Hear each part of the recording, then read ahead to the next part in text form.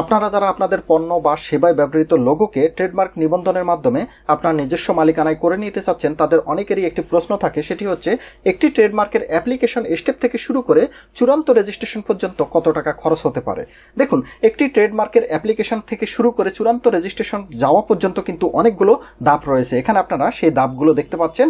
এখন অনেক ক্ষেত্রে অনেক ট্রেডমার্ক অ্যাপ্লিকেন্টের কিন্তু এই সবগুলো ধাপ অনেক সময় ফেস করতে হয় না, কেননা অনেক সময় দেখা যাচ্ছে যে অনেক অ্যাপ্লিকেন্ট ট্রেডমার্ক অ্যাপ্লিকেশনের পরবর্তীতে তারা এক্সামিনেশন খুব সহজে পাশ করে যায় এবং তাদের কোনো আপত্তি অবজেকশন না থাকার কারণে তারা সরাসরি জার্নাল লেটার পেয়ে যায়। সুতরাং তাদের ক্ষেত্রে কিন্তু এই ট্রেডমার্কের নিবন্ধন পেতে অনেকটা সহজ হয় এবং খরচ কম হয়।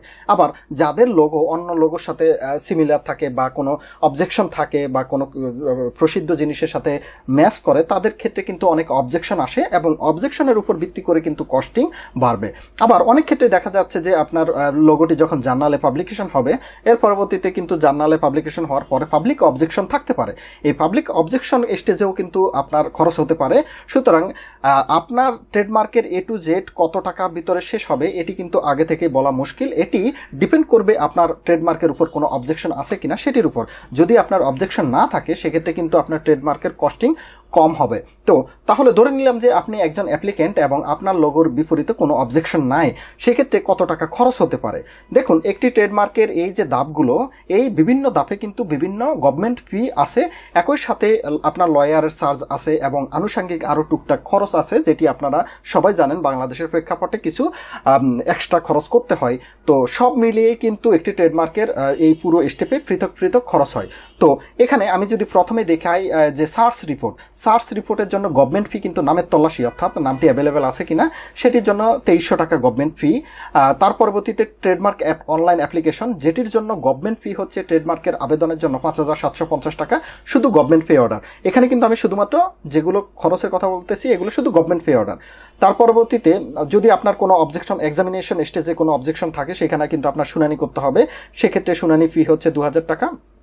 তার পরবর্তীতে আপনার যদি অবজেকশন ওভারকাম হয়, সেক্ষেত্রে কিন্তু আপনাকে জার্নাল লেটারের জন্য প্রস্তাবনা দেওয়া হবে জার্নালে প্রেজের জন্য। তো জার্নাল ফি হচ্ছে আপনার 3450 টাকা। সেটি দিলে আপনি বাংলাদেশ গভর্নমেন্টের যে প্রেস আছে সেখানে আপনার এই ট্রেডমার্কটি জার্নালে প্রকাশ হবে।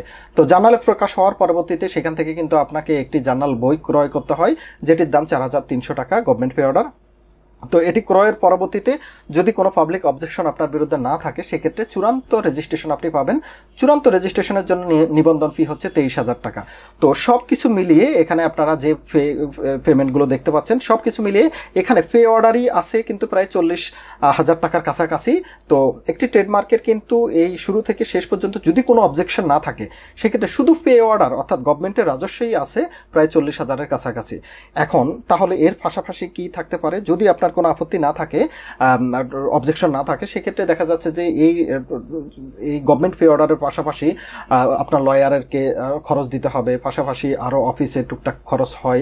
সব কিছু মিলেই কিন্তু আপনার একটি ট্রেডমার্কের এ টু জেড প্রক্রিয়া কমপ্লিট হতে কত টাকা খরচ হতে পারে সেটি এক্স্যাক্টলি না বলা মুশকিল। তারপরও আপনারা একটু আইডিয়া করে নেবেন যে একটি ট্রেডমার্কের কত টাকা কস্টিং হতে পারে।